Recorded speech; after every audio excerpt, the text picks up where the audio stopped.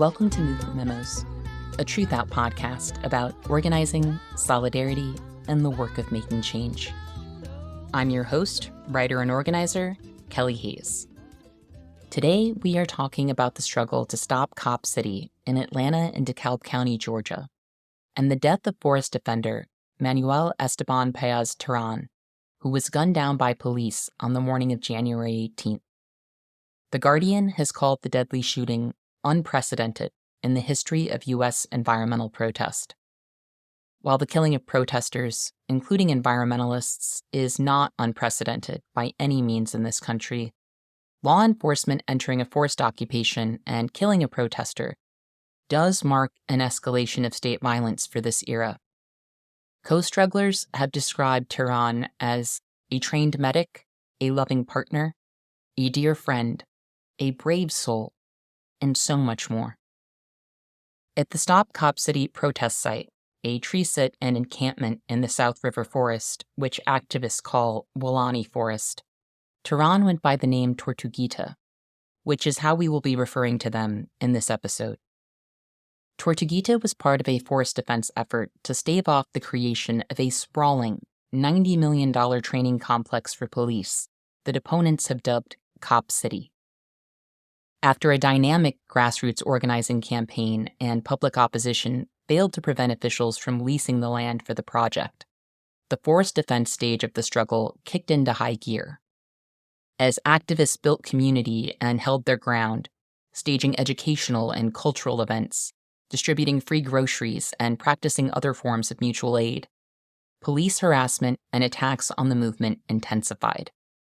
Cops flattened community gardens and art installations and attacked protesters with tear gas and rubber bullets while threatening lethal force. Opponents of Cop City also carried out autonomous direct actions aimed at halting construction, including some acts of property destruction. The struggle's decentralized nature makes it unclear who is responsible for particular actions, but the police and police-friendly media have zeroed in on tree sitters as a target to vilify, depict as violent, and attack. On December 13, 2022, the Atlanta Police Department, DeKalb County Police, the Georgia Bureau of Investigations, and the Department of Homeland Security descended on the forest defenders. A statement from the group Defend the Forest stated that tree sitters were shot with pepper balls and tear gas for up to 5 hours by police from the forest floor. During the December 13th raid, police claimed that rocks, bottles, and some incendiary weapons were thrown at them. Ultimately, 6 protesters were slapped with domestic terrorism charges that activists maintain are erroneous. 4 days later, 175 people gathered in a park to voice their solidarity with the arrestees, with one attendee declaring, "They are trying to separate the tree sitters from all of us. They represent the movement to them, so they are charging them with terrorism. But we are all forest defenders. We are all in the movement, and we won't be scared away from this. We won't stop until the APF stops Cop City." By the new year, repeated police attacks had taken a heavy toll on the encampment and had driven many protesters away. But some forest defenders were still hanging on. Tortuguita was one of them. On January 18th, according to the Atlanta Community Press Collective, dozens of heavily armed DeKalb Police, Atlanta Police, and Georgia State Police shut down Weelaunee People's Park and nearby streets before entering the tree line with guns drawn and heavy machinery poised to continue forest destruction. Forest defenders reported hearing a rapid succession of gunshots around 9 a.m. Tree sitters were targeted with pepper balls, and activists on the ground were chased by police dogs. A forest defender who remained anonymous for safety reasons told Democracy Now! These defenders had to hide and flee for their lives, all the while with the nauseating knowing that their dear comrade had been murdered in the sacred land that we call home. Protesters say that since June 6, 2022, activists and community members involved with the struggle have been demanding that officers stop bringing weapons into the forest after APD pointed their weapons at peaceful protesters. A lot of people may shy away from solidarity with the forest defenders because the police are claiming the Tortuguita fired first. But we have plenty of reasons to be skeptical of the police narrative, and we cannot abandon this struggle, as the violent and legal repression of protesters has implications for all of our fights against state violence and environmental destruction. My heart is hurting over the death of Tortuguita, a forest defender I never met, for so many reasons. One is the loss of this young person under any circumstance. Theirs was a life cut far too short. I also feel a sense of kinship and loss. I know many other activists who have worked encampments and tree sits are also feeling this way, because there's something special about that kind of struggle. There's something in the prefigurative work and the effort to rehearse the world we want, to care for each other, in the face of the elements, in the face of police, even when you're under siege. It's beautiful, messy work, and whether our battles are won or lost, we carry it with us, always. Ruth Wilson Gilmore tells us that where life is precious, life is precious. In every encampment and forest defense scenario I've been a part of, people were trying to cultivate a place where life was precious, and where people were precious to one another.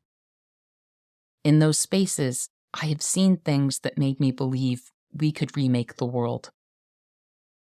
When I think about all of that power and potential, the thought of a young person who was out there for the love of the trees being struck down, it just rips right through me. I am also saddened, once again, by how easy it is for the police to cast a self-serving narrative over any killing they commit. We have seen this countless times, and seen them proven liars just as many times. In case after case, we have seen the police change their stories as videos, witnesses, or forensics disrupted their lies.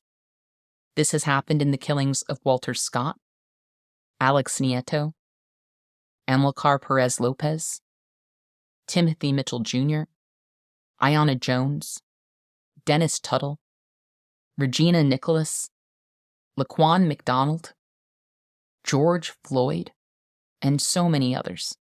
Lying after killing is a standard police practice.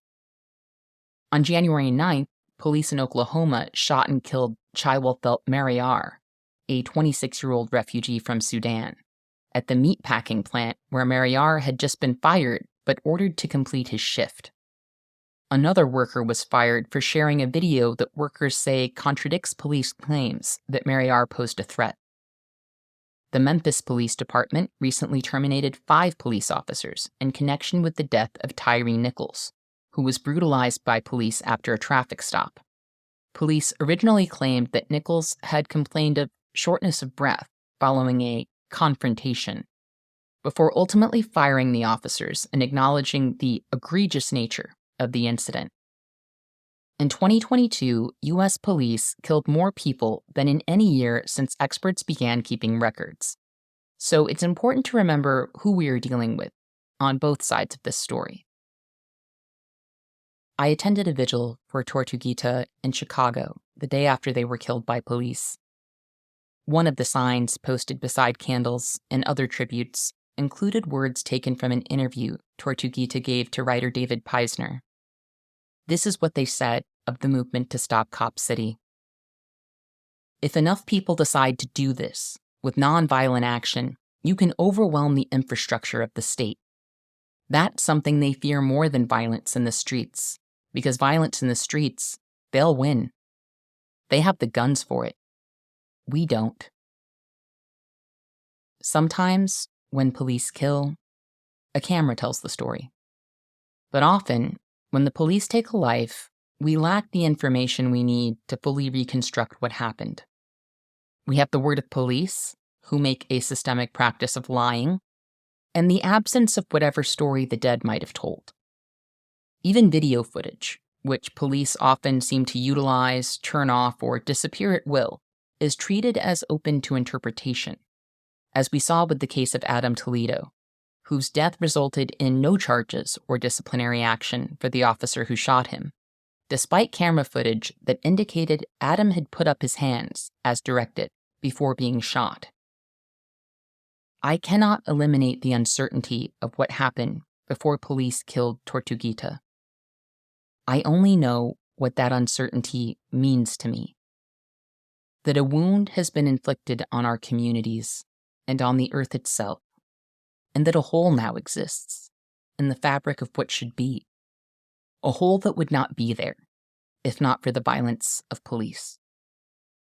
Whether you are still contemplating what that uncertainty means to you or not, I urge you to listen to what my friend, Atlanta-based organizer Micah Herskind, has to say about the struggle that Tortuguita died waging. I want us to think about that movement and about that loss, and what we recognize in it, in this moment and in ourselves, because it calls on us, as many future moments will, to decide what side we are on, and what we are willing to defend and fight for.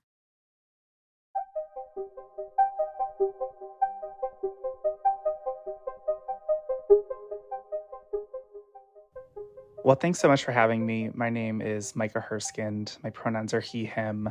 I am an organizer here in Atlanta, and I've been supporting the Stop Cop City movement, done some more journalistic documentation of some of the forces behind pushing the Cop City project, and then, have just been trying to support folks as they resist the creation of, the proposed creation of Cop City. So in terms of how people are doing and, what people are feeling, I think there's so many different emotions, grief and anguish, outrage, disgust, sadness. I think also determination to see this movement through in terms of what's happened in the last couple days. A lot of details are not clear about exactly how things have gone down, but what we do know is essentially on the morning of January 18th, a joint police task force led what they called a clearing operation in the Weelaunee Forest, which is the proposed site for basically destruction of that forest land and the creation of a massive police training facility in southeast Atlanta. And during this raid, we know that Georgia State Troopers, shot and killed a forest offender. And at the same time, a cop was also shot non-fatally and taken to the hospital where they were treated and, they're stable. That police raid continued throughout the day, and police arrested, I believe, around 8 more forest offenders, many of whom were charged with domestic terrorism charges, which mirrors a raid that happened back in December, where 6 forest offenders were arrested and charged with domestic terrorism. And so that's sort of the basic story of what happened. There are very few details that have been released officially. Of course, the cop narrative is that they were shot at and they, returned fire in self-defense. But that narrative has actually changed multiple times already. So first they said, that they were ambushed out of nowhere with gunfire and, an officer was non-fatally shot. And then shortly after, they said they were actually in conversation with the forest offender and, gave the forest offender verbal commands, and then they were fired at and returned fire. Throughout all of this, now the Georgia Bureau of Investigation has said that there's no body camera footage available, that GSP troopers don't wear body camera footage, and they've also refused to release the names of any of the officers involved. And so that's sort of, the official narrative that's already changed a couple times. Whereas on the other hand, reports from sort of on the ground that have been already covered by media have suggested the possibility of accidental friendly fire. So, cops accidentally shooting each other. And, that would not be the first time that happened in Atlanta. So a lot of the details are unclear. What is clear is that Georgia police shot and killed someone who was trying to stop the construction of Cop City in Atlanta.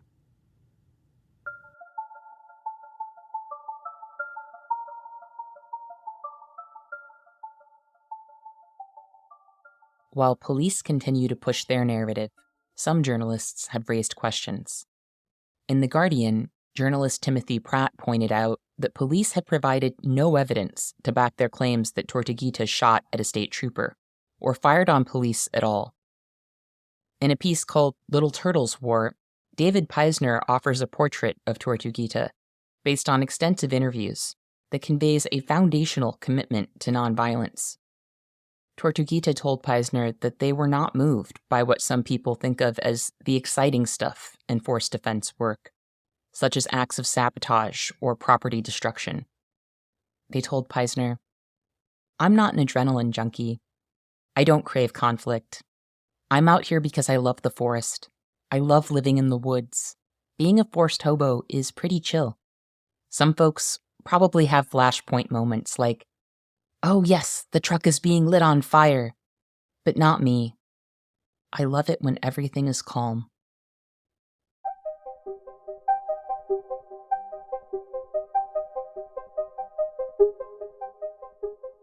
There have already been so many stories pouring in. You can see them all over social media of people who knew them and, remember them as a loving friend, a dedicated comrade. In fact, someone who was vocal about their commitment to nonviolent resistance. And, there have already been vigils that have been hosted in their honor and in their memory, with more vigils and more protests planned. And so there's already been such, an outpouring of love and support and remembrances of this person and, just how loved and incredible they were. And I believe the Atlanta Community Press Collective has been documenting a lot of those stories.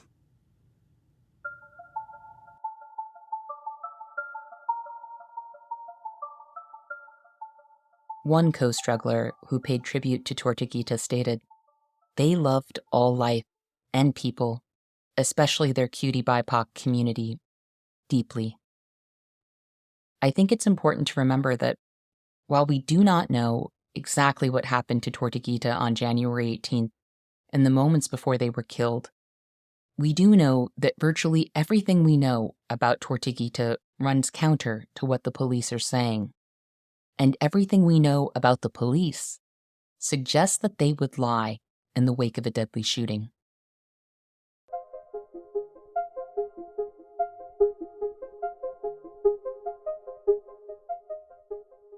I think when people are, hearing and taking in these police narratives, it's really important to understand that cops' stories change all the time. And, there's really established precedent that police lie, particularly in the wake of police violence. There are, too many examples to go through all of them. But, we of course saw that, with the police murder of George Floyd here in Atlanta in the 2000s.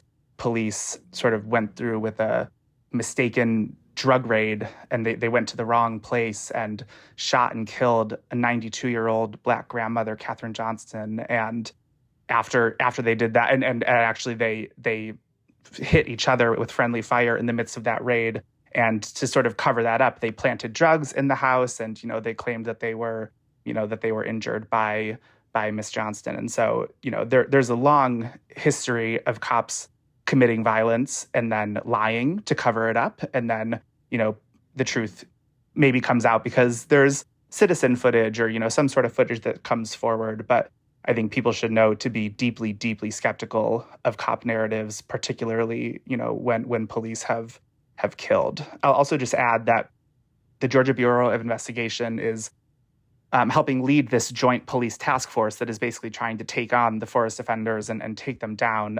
And they're also the ones who are tasked with investigating the shooting. And so, I think people need to be very clear that there needs to be an independent investigation, that all of the footage needs to be released, whether that's dash cam footage, footage from other police forces who were in the forest, even if they weren't with the troopers, when the shooting happened. And so, folks are calling for an independent investigation, which is really important. But one other thing I want to say in general about the narrative and, sort of how to think about the cop narrative is that, cops lie all the time. We should be prepared for, anything that they say in the wake of this shooting to be a lie.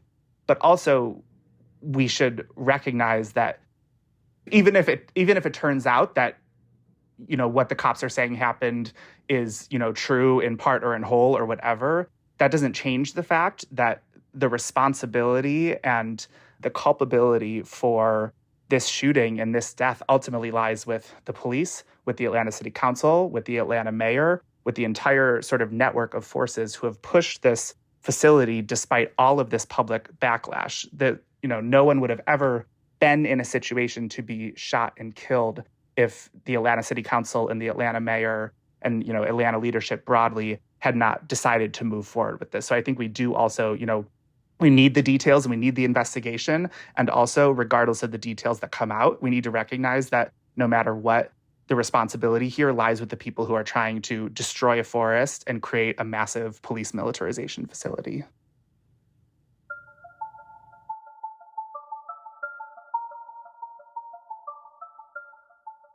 Responsibility is really important to emphasize here. We need to look at who is mass producing harm while also claiming the authority to legitimize or delegitimize violence. We live in a world where corporations, governments, and militaries that drive climate disruption are not held responsible for the deaths or displacement of millions of people. We are faced with the possibility of extinction, and the people who would ultimately be responsible for that annihilation are not on trial. Millions of people are experiencing torturous conditions in the U.S. prison system daily. There are no raids happening to stop the people responsible for that violence. As Miriam Kaba and I discuss in our upcoming book, Let This Radicalize You, protesters on the left are expected to passively absorb any and all violence visited upon them while upholding respectability at all times.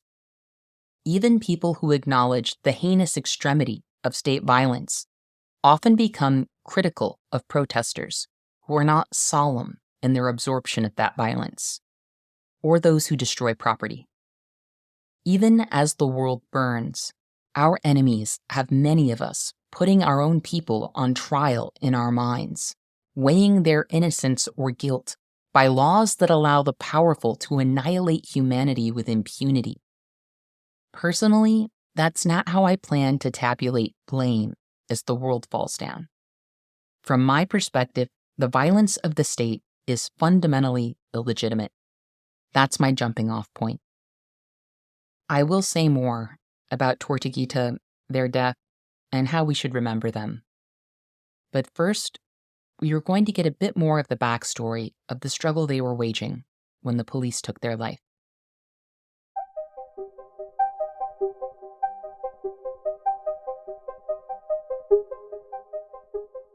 So in the summer of 2021, essentially, was the first time that this proposal to destroy close to 400 acres of forest land in southeast Atlanta and to replace that, to build, in that forest land's place, a massive police training facility that protesters are calling Cop City. That first came forward in summer 2021. There had actually been plans for it that were first sort of laid out going back to 2017. The Atlanta Police Foundation is this private nonprofit that, a lot of cities have police foundations, and APF is a really significant one, has a ton of money, a ton of corporate backers. And so they had sort of been devising this plan for several years, but it seems like it was pretty dormant until the uprisings hit. And it was, this summer across the country, across the world, of so much revolutionary energy, abolitionist thought and praxis, I think, really went sort of mainstream for the first time. People in Atlanta, people everywhere were calling, for the defunding and the abolition of the police. Of course, there was massive police repression of those uprisings, massive police violence in response.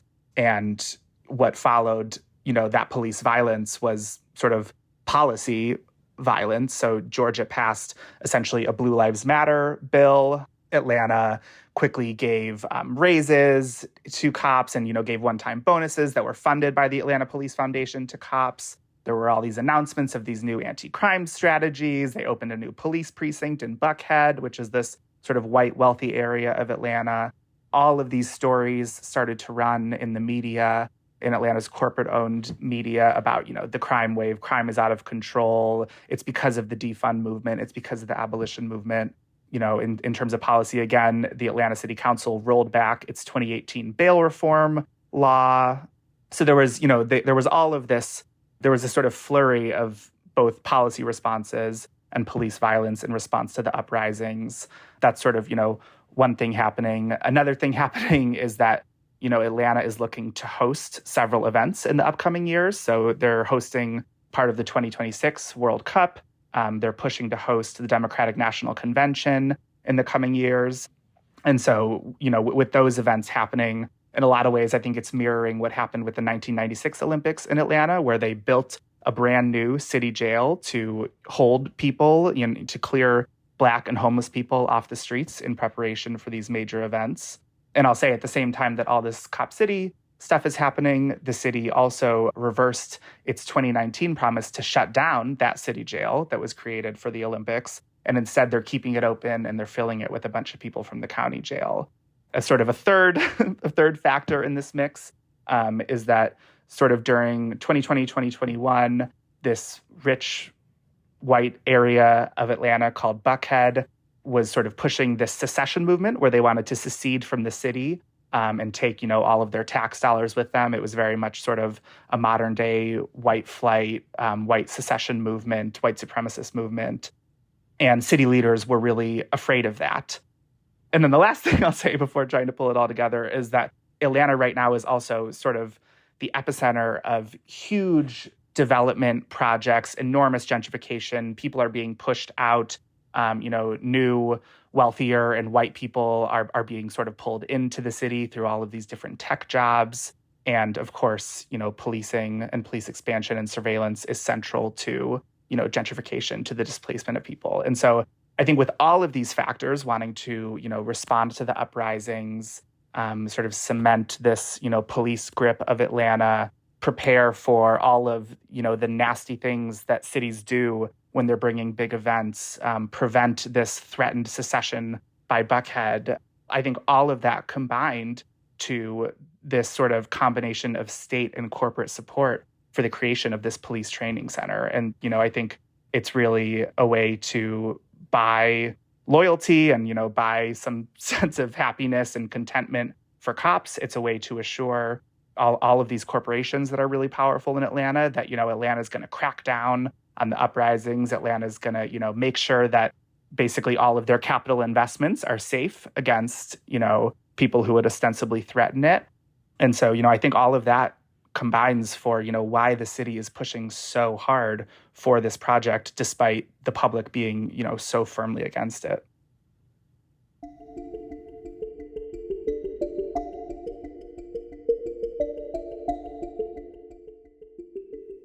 I am just going to briefly interrupt us with your weekly reminder that TruthOut is a nonprofit news organization that only exists because of listeners and readers like you. If you keep track of the independent news landscape, you know that we have lost some great publications in recent months and years. Journalists are facing layoffs across the industry. Here at TruthOut, we are still hanging on, but I am not going to lie to you all. It is a struggle. The media landscape has been engineered to wipe out anything that isn't owned by the very people who are screwing us all over. Corporate algorithms are hurting us, but we are still here providing award-winning news and analysis that I believe helps to fuel and uplift our movements. TruthOut has not laid anyone off during the pandemic. We are a union shop and we have the best family and sick leave policies in the industry. So if you think all of that is worth fighting for, please consider dropping by truthout.org to make a donation today. Or maybe even become a sustainer, because truth be told, those people are the reason we are still here. Thanks so much, and back to the show.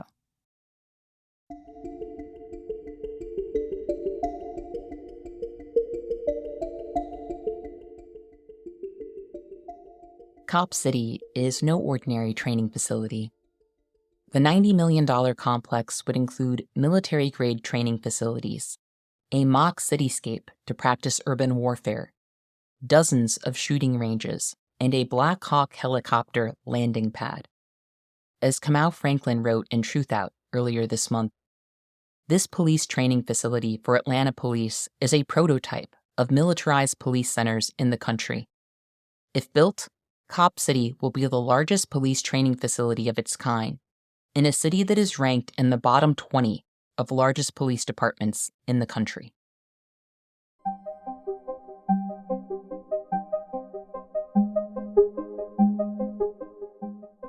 So in terms of what sort of this police complex would include, it's ostensibly a training area for both Atlanta police and Atlanta firefighters.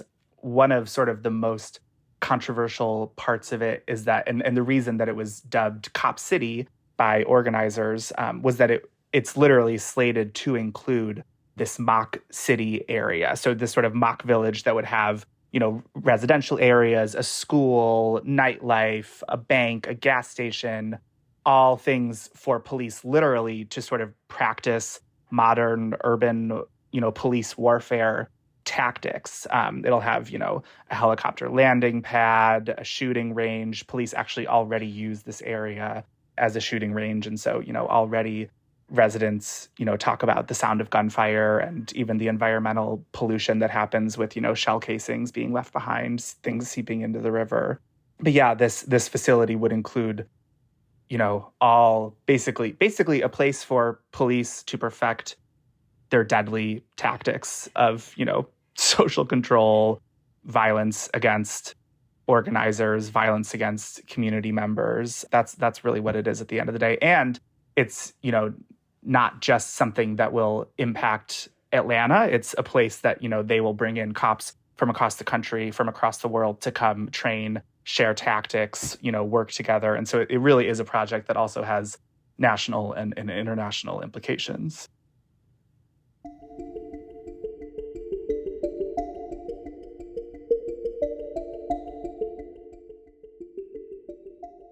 While there were some radical actions early in the struggle, including the sabotage of construction equipment, the movement to stop Cop City built much of its early momentum by organizing community members to take on the city council.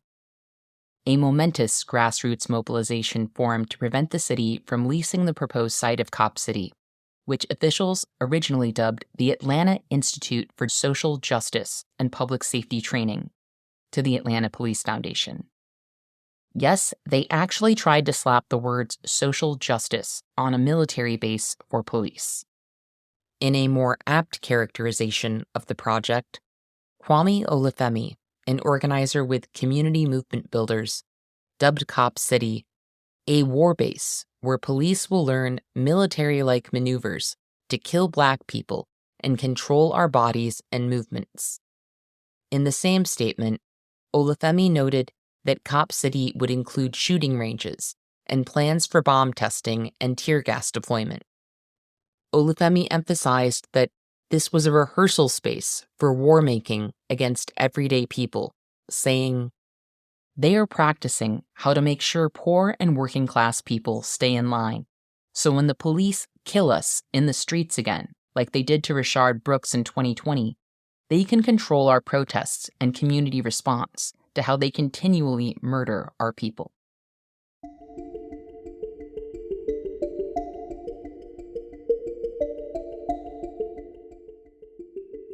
So I sort of think about the way that the movement has unfolded in sort of two phases. And of course, it's not as distinct as that, but sort of before the legislation for the facility was approved and after. And so the final legislation was approved in September 2021. Like I said before, the proposal for Cop City first really went public in the early summer of 2021. That was when it first really gained attention. And super quickly, this sort of coalition of organizations and individuals began to speak out against it. And it was really sort of a movement with an intersectional lens, and people came to it from a lot of different places. So there were, folks worried, of course, about the environmentally catastrophic implications of this, of destroying forest land. This is land, I should say, that has been referred to as one of the four lungs of Atlanta. It's really important for our air quality, for preventing flooding. Of course, as climate disaster approaches and as we're already living it, this is really crucial forest land, and it's in a majority Black area of DeKalb County. And so there were folks, sort of working on the environmental side. There were, of course, abolitionists who are saying, this is 1 year after APD murdered Rayshard Brooks and after these massive uprisings, and you're going to pour $90 million into, a massive expansion of policing's footprint in Atlanta. Of course, organizations and organizers who work on gentrification were making the connections between, the fact that there's so much rapid development happening in Atlanta and so many people being displaced, and the fact that, police are part of that strategy. Police are part of displacement and gentrification. And then there were also people who, maybe weren't even so politicized, around some of those other things, but were just, furious at the fact that this process was unfolding in such an anti-democratic way with such a lack of transparency. These plans were created in secret. They weren't shared with, the commissioners of DeKalb County where the site was being built. Because the site is being built on city-owned land, but not within city limits, it basically was able to skirt a bunch of these normal processes that this would go through to be vetted. And so you even had neighborhood associations who are closest in Atlanta to the proposed site drafting and passing resolutions saying, we don't want this in our neighborhoods. We don't want this near us. This is, dangerous and violent, and please don't do this. And so there was this really, massive coalition that developed. People were, marching, doing banner drops. They were circulating petitions as the legislation was working its way through the city council process throughout that summer.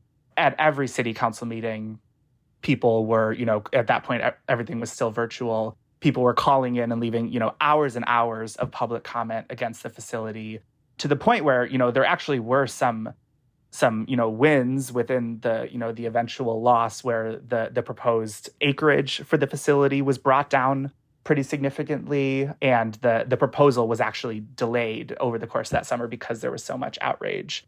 And all of that led to sort of this final vote in September of 2021, where it literally took them 2 days to get through all of the public comment that people had called and, left for them at the meeting. And so they listened to literally 17 hours of public comment, the majority of which was opposed to the project.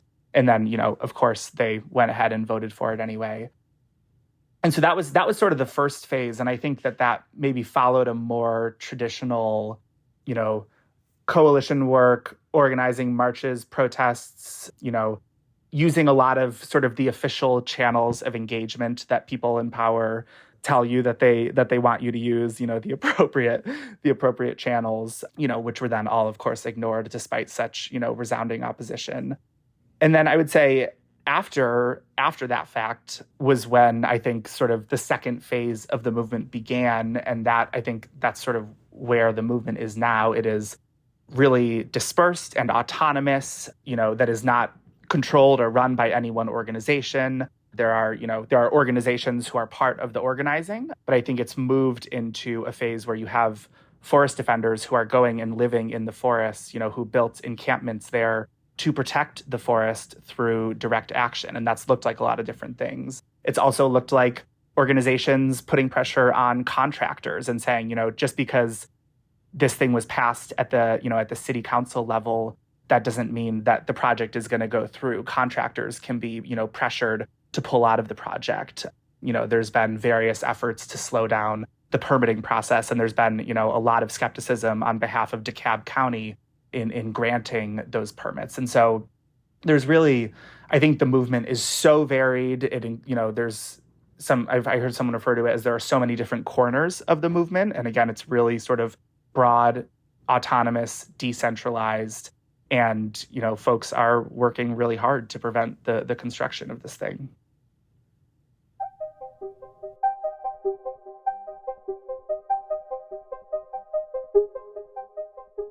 Stop Cop City organizers have frequently noted that 2/3 of Cop City's $90 million facility is being bankrolled by corporate funders and private supporters of the Atlanta Police Department, including the Atlanta Journal-Constitution's parent company, Cox Enterprises, as well as Verizon, Equifax, and Delta, among many others, while the remainder of the bill goes to taxpayers. In November of 2021, we published an episode of Movement Memos that discussed how Enbridge turned the construction of Line 3 into a piggy bank for police. To prevent losses on par with the $40 million that Morton County reportedly incurred for the costs of policing the Standing Rock protests, the Minnesota Public Utilities Commission included a provision in Enbridge's permit for the construction of Line 3 that required the company to establish an escrow trust that would reimburse local law enforcement for any mileage, wages, protective gear, and training related to the construction of Line 3.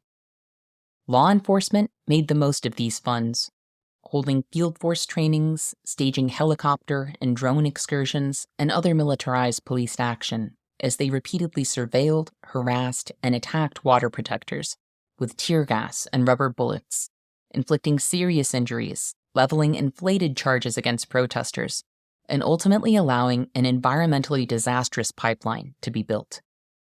We would be remiss in this moment if we did not recognize that we are experiencing the corporate endgame of capitalism, where the stakes are getting clearer, and the ruling class is willing to pay for the war-making required to continue profit-chasing in a world on fire. In the eyes of the powerful, the idea of resolving social discord or unrest through good governance has outlived its usefulness. But don't take my word for it. A policy brief by Jacqueline L. Hazelton, published in 2017 by the Belfer Center, which is a research center located within the Harvard Kennedy School at Harvard University, called Why Good Governance Does Not Defeat Insurgencies, spells things out better than I ever could. Hazelton wrote, "Conventional wisdom holds that defeating an insurgency requires states to make liberalizing, democratizing reforms that address popular grievances. Liberal great powers, such as the United States, thus press reforms upon counterinsurgent client states as the path to success and long-term political stability. Such reforms are, however, unnecessary for counterinsurgency success. Counterinsurgency success is also thought to require avoiding unnecessary harm to civilians. In fact, breaking the flow of resources to the insurgency, often through the brute force control of civilians, is critical to success. Counterinsurgency success requires the use of force against civilians and the accommodation of rival elites, sometimes including those responsible for horrific acts. By contrast, good governance reforms are unnecessary and often unattainable." Friends, this is the perspective of capital at this moment in history. Yes, Hazelton was talking about so-called client states, but as we have discussed on the show, imperialism creates practice zones for the policing we see at home. The ruling class wants officials who are willing to take the gloves off in an era of collapse, because their policy experts don't believe that attempting to sort things out through good governance is worth it anymore. We are watching, in real time, as the dynamics being described here are bought, paid for, and implemented. Another aspect of this situation that has largely been bought and paid for is a media narrative that has chronically demonized protesters.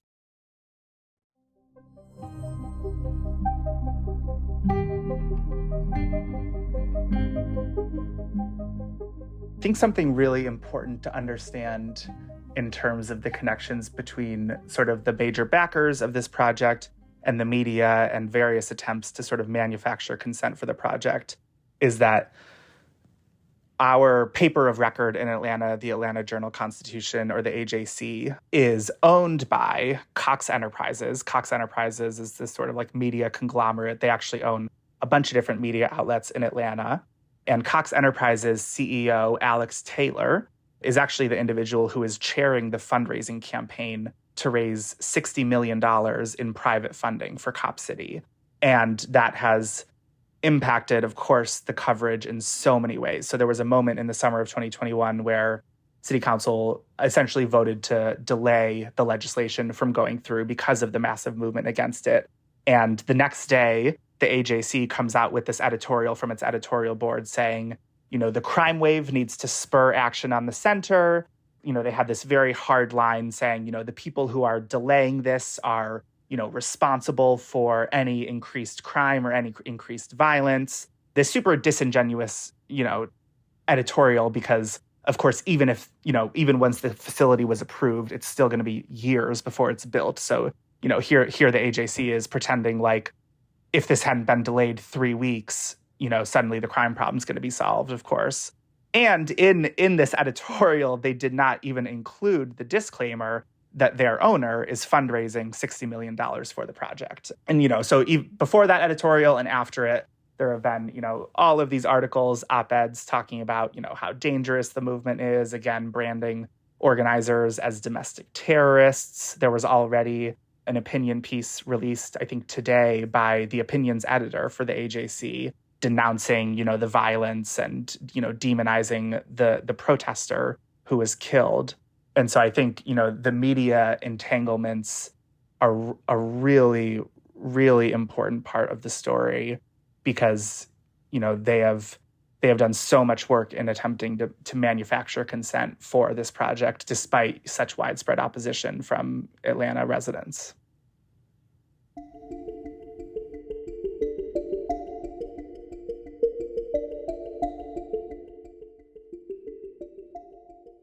In addition to being an important green space, South River Forest is also the site of previous atrocities committed by the carceral state. From 1922 to somewhere around 1990, a city-run prison farm was located on the site. The Atlanta Community Press Collective has worked to document the history of the site, compiling a report that states, newspaper articles, letters from nurses, legislative and inspection records, and folk stories tell tales of overcrowding, slave conditions, lack of health care, labor strikes, deaths, and unmarked paupers' graves. Audrey, a member of the Atlanta Community Press Collective, told Melissa Harris Perry in a recent interview, "Some of the worst accounts we found are Black women being instructed by white guards to go work in a remote area. They were then raped by the prison guards after being told to go work in those remote areas."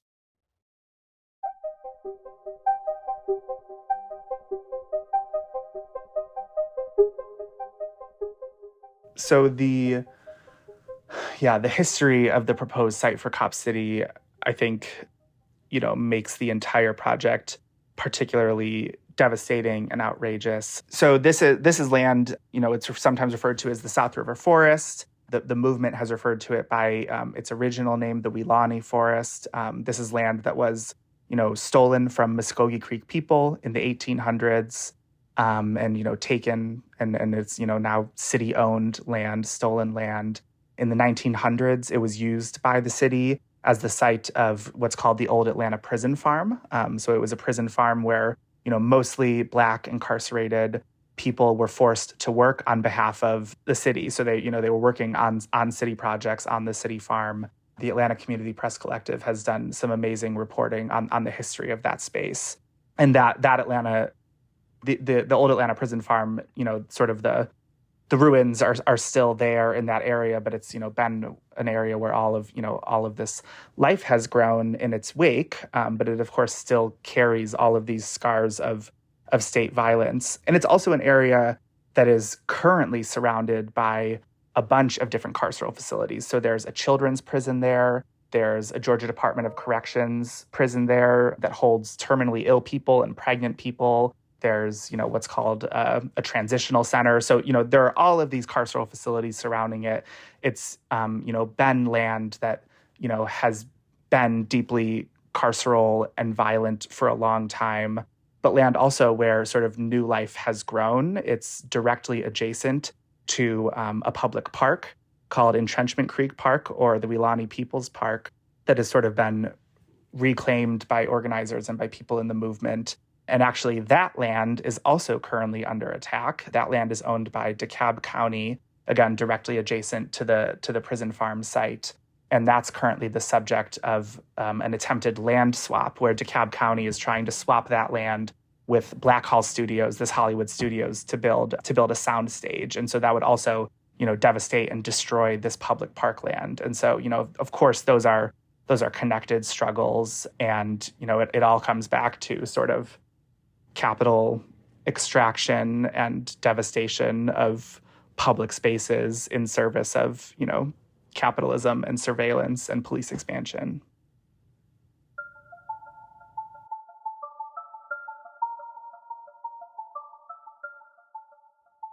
The last line of defense against those who would further devastate this space for the sake of police militarization has been a cluster of forest defenders. As a direct action trainer and organizer, I was mentored by people who honed their direct action skills at tree sits and forest defense actions in the 1990s. I brought those skills into urban spaces where my co-strugglers have squared off with police and waged shutdowns to protest state violence. In Cop City, I see a convergence of those traditions and struggles, which is crucial in these times.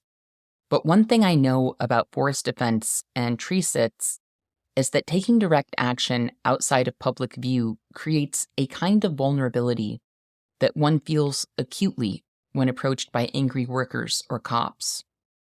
As a blockades trainer told me and a group of workshop attendees many years ago, all of these tactics are premised on the idea that they won't kill us. And that's not always going to be true.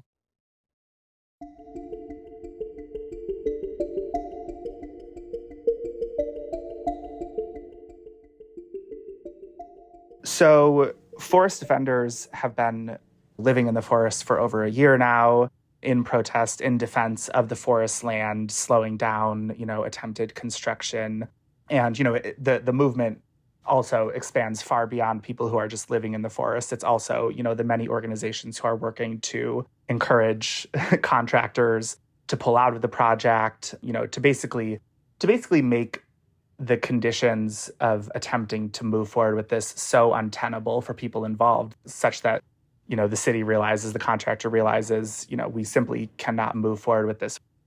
Police repression and surveillance of the movement has been ramping up for a while now. They've created this joint police task force that has police agencies ranging from local Atlanta PD and DeKalb PD to the state police, the Georgia Bureau of Investigation, and even the FBI, all working together to surveil and repress this. In December, the police really sort of ramped up that attempted repression with one of their first large-scale raids of the forest. And that's when they really violently arrested 5 people on that day and then another person the next day, and charged them all with domestic terrorism charges. So these, really hefty state charges. They carry really lengthy sentences, all for people who are living in the forest, using their right to protest, their right to free speech, sort of working within the civil rights legacy of Atlanta, which, Atlanta leadership so often praises, while, of course, in the current times, actively repressing it and violently repressing it.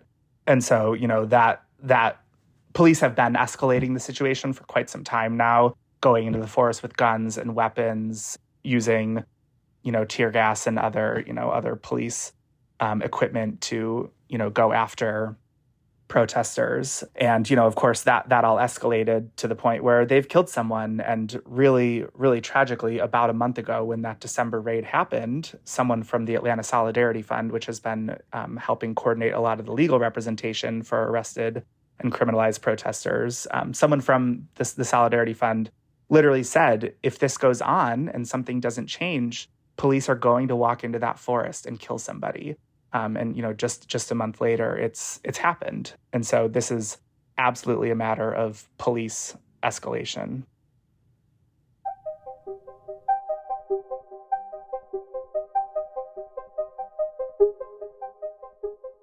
In his recent essay, entitled MLK's Vision Lives On in Atlanta's Fight Against New Police Training Facility, Kamau Franklin described how Stop Cop City supporters have rallied around protesters who are facing domestic terrorism charges, writing, "We have had multiple trainings, demonstrations, banner droppings, and teach-ins, among other organizing efforts.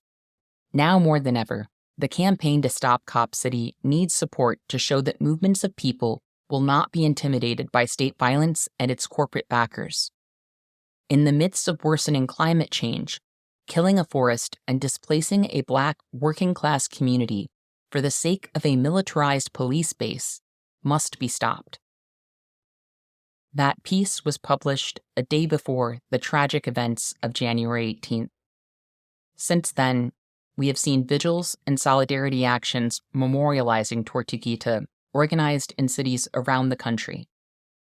Some environmental organizations have notably remained silent throughout these events, but the outpouring of support and solidarity for Stop Cop City activists and Tortuguita has been significant. 2 days after the police killed Tortuguita, hundreds of protesters gathered in Atlanta to honor their memory.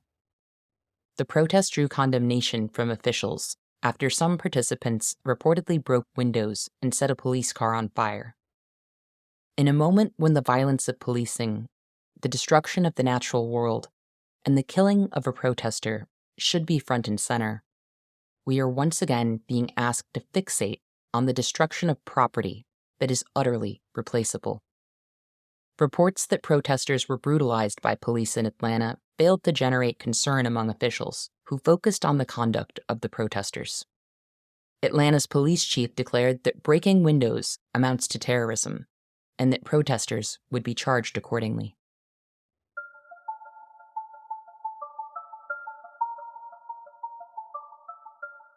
I think that the broader anti-democratic push to create Cop City, and then, most recently the fact that they have literally murdered a climate activist and abolitionist, protester and organizer, I think it shows that it's all hands on deck for the forces of the prison industrial complex, the forces of capitalism, those who are, continually seeking to accumulate capital through any means necessary. I think, it's scary. It shows that, they are willing to use any and all tactics and tools available to them, whether that's literal murder, whether that's, trying to deter the broader movement by slapping people with domestic terrorism charges. As environmental catastrophe is upon us, I think the forces of capital are, organizing themselves. And if this moment is showing that it's all hands on deck for the forces of capital and policing and, developers and sort of Atlanta's corporate elite and ruling class, it also needs to be all hands on deck for, people of good conscience everywhere in Atlanta, across the country, across the world. There's already been such amazing solidarity, that's been pouring in from places all over. And I think Atlanta needs that. We need, the attention and the focus. I think that this has been really an underreported project for so many reasons, one of which is, certainly that it's happening in the South. They're not going to stop at Cop City. Cop City will impact everyone around the world. And so I think, we need a lot of attention here. We need a lot of a focus on Atlanta and what's happening here. We need support. We need public statements from people. We need people to not be deterred by the fact that they are using, language like domestic terrorism. We need real wide-ranging solidarity. And I think that's it.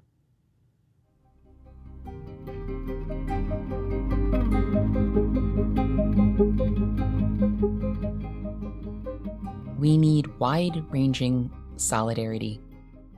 Those words really say it all. We need each other right now, just as our co-strugglers in Atlanta need us to show up in all the ways we can to support them. We also need to acknowledge the severity of our situation and decide what it demands of us. The natural world, of which we are a part, is being murdered. The carceral state is actively consuming those who defend it. Now the state has killed Tortuguita, disrupting cycles of extraction, whether it's oil being pulled from the earth or time being extracted from the lives of human beings, is punishable by death in these times.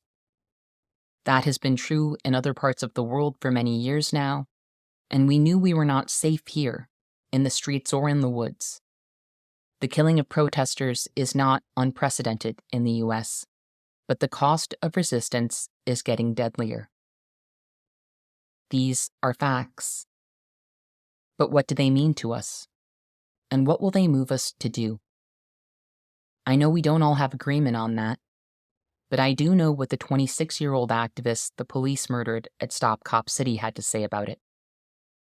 Tortuguita told journalist David Peisner, "The right kind of resistance is peaceful, because that's where we win. We're not going to beat them at violence. They're very, very good at violence. We're not. We win through nonviolence. That's really the only way we can win. We don't want more people to die." Tortuguita has been robbed of the opportunity to tell us what they did or did not do on January 18th, or why. But they told us who they were and what they believed while they were still with us.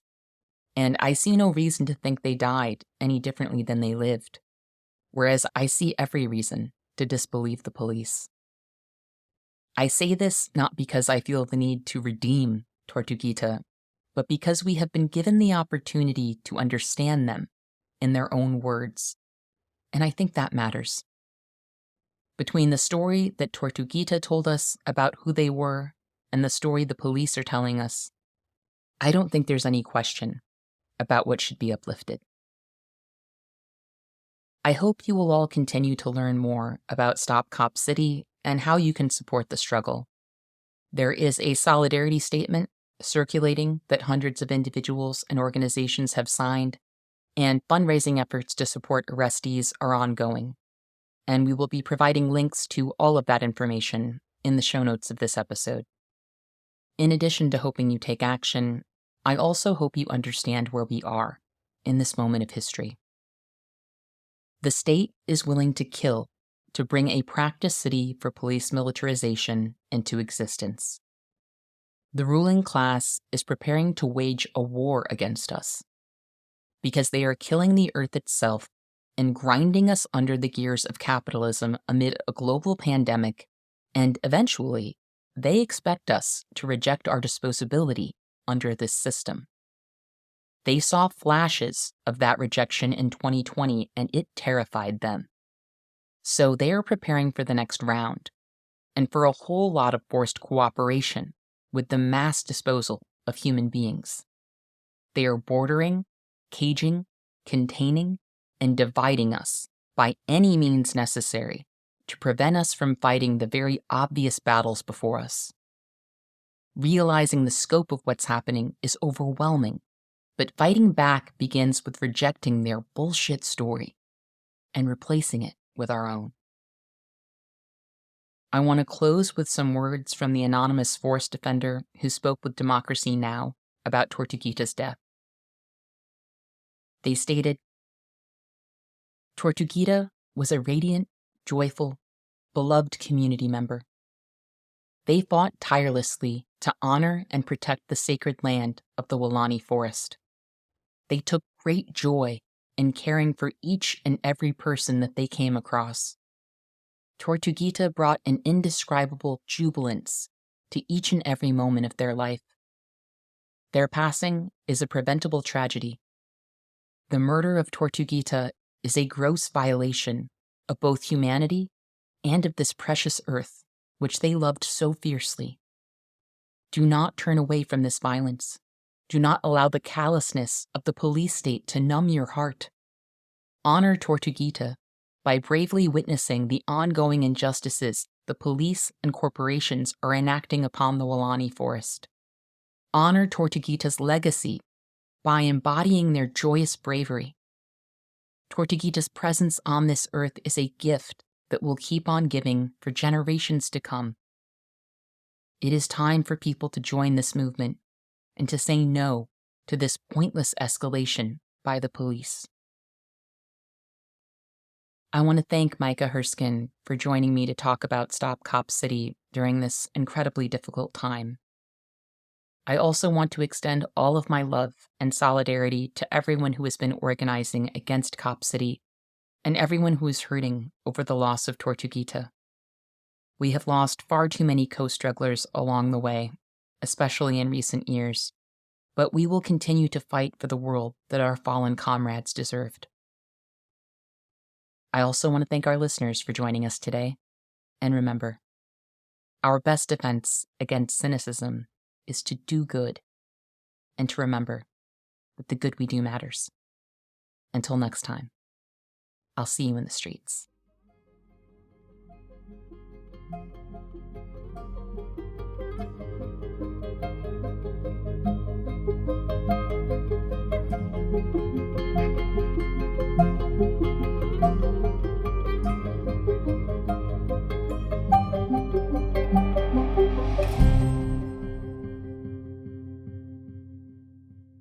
Thank you for listening to Movement Memos.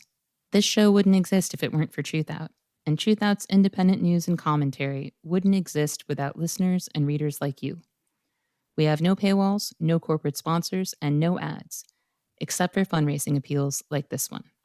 So if you can and would like to support our work, please consider dropping by truthout.org to make a donation today.